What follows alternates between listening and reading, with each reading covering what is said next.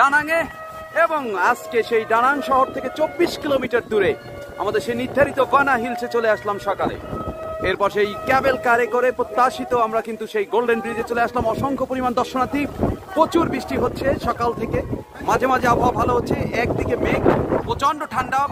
বাইরের আজকের তাপমাত্রা সম্ভবত 7-8 ডিগ্রি সেলসিয়াস হতে পারে, কিন্তু একদিকে মেঘ অন্যদিকে বৃষ্টি।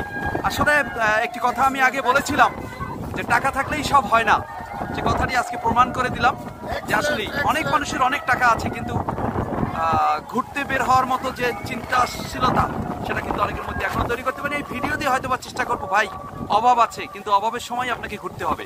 টাকা হলে কিন্তু আপনি ঘোরার সময়ও পাবেন না। আমি এখন জানতে চাচ্ছি জিয়া স্যারের কাছে, ব্যারিস্টার জিয়াউর রহমান, আমার বন্ধু, অমৃতলাল কলেজে একসাথে পড়েছিলাম। জিয়া স্যার, কেমন অনুভূতি?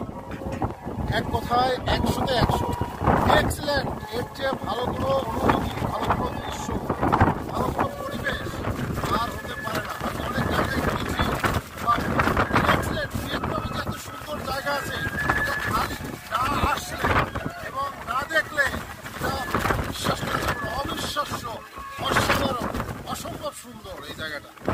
ওকে, এবারে আমি আসলাম ডক্টর আলিমুল ইসলাম, আমার নিত্যদিনের সঙ্গী। বিদেশে গেলেই আলিম ভাইকে আগে নক করি, ভাই ঘুরতে যাব, টাকা ধার করে হলেও যাব। কিন্তু আলিম ভাই কিছু বলতে চাই এবার।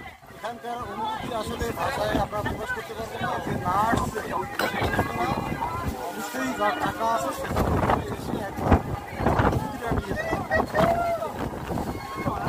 ধন্যবাদ। কিন্তু কি যে অবস্থা চলছে দেখি, আমরা একটু বানা হিলসের ওই মাথায়, অর্থাৎ এই গোল্ডেন ব্রিজের ওই মাথা দিয়ে যাচ্ছি, প্রচন্ড বৃষ্টি, অন্যদিকে মেঘের শালাপাড়া এসে আমাদেরকে বারে বারে ভিজিয়ে দিয়ে যাচ্ছে।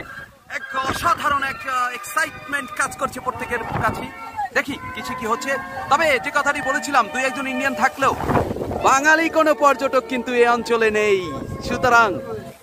সুতরাং এই গোল্ডেন ব্রিজের উপভোগ্যকে আরো বেশি প্রাণবন্ত করতে হলে